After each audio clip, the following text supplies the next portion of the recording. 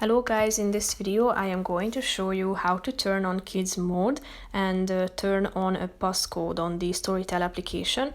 But first I just want to mention, don't forget to subscribe to my channel because at 10,000 subscribers I am going to show you my whole YouTube revenue statistics and growth strategy, how to make money online. So let's jump into it. First of all, open the application on your phone. After that, tap on the profile button down below and scroll down, tap on the settings button in the upper right corner of the screen and click on kids mode, which is in the kids mode section.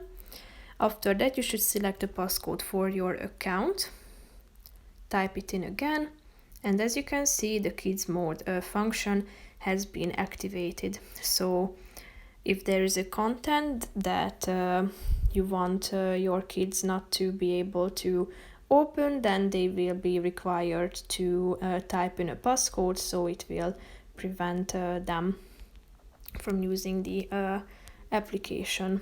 And here you can find the kids section too. So that's pretty much it for this video, guys. See you in the next one. Bye bye.